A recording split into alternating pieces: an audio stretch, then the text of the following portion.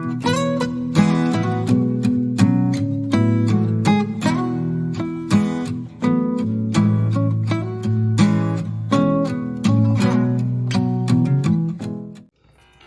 à tout le monde, bienvenue à une parole d'encouragement aujourd'hui avec Pasteur Marie-Noël. Nous lisons dans le livre de Philippiens 2, le verset 4.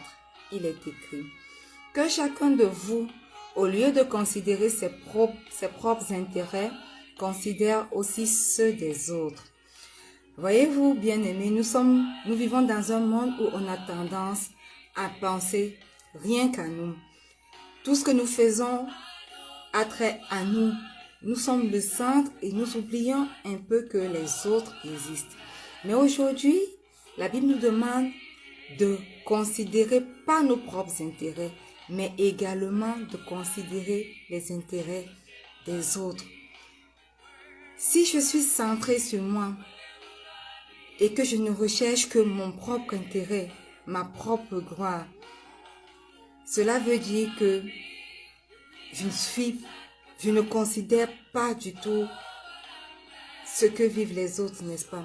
Mais si inversement, je suis centré sur le Christ, recherchant les intérêts du Christ, recherchant à glorifier Christ à travers tout ce que je fais, alors cela signifie que je me mets à considérer les choses des autres. Cela signifie que je commence à rechercher la gloire des autres personnes. Alléluia. Et il y a une qualité qui nous permet de le faire, l'humilité. L'humilité d'esprit conduit à la recherche du bien d'autrui, tel que mentionné dans ce passage de Philippiens 2, 4. Amen.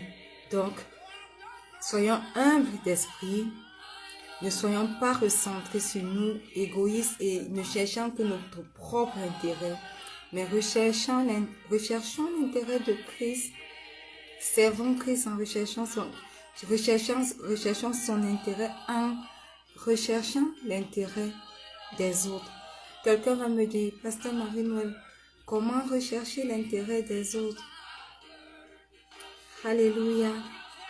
Bienvenue Abel.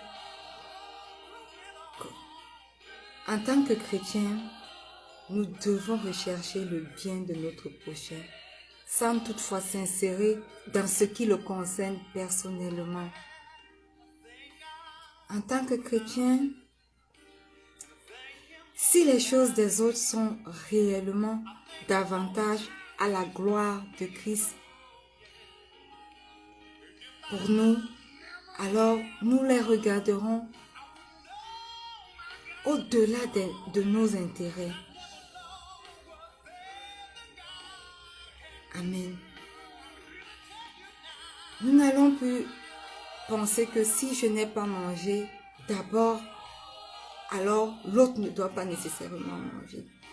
Nous allons penser que, oh, ce frère-là, il a besoin de soutien, que je lui apporte le peu que j'ai, que je partage avec lui le peu que j'ai. Et n'allons plus avoir des pensées telles que ça ne me suffit même pas déjà. Alléluia. Lorsque nous commençons à considérer l'intérêt des autres personnes, alors cela montre que nous avons grandi spirituellement, nous sommes matures spirituellement et que nous ne recherchons pas notre propre intérêt, mais que nous pensons à Christ et que nous faisons passer ces choses, ces intérêts en premier. Alors ma parole d'encouragement pour vous ce matin, c'est que considérons les intérêts des autres personnes plutôt que les nôtres. Et Dieu lui-même se chargera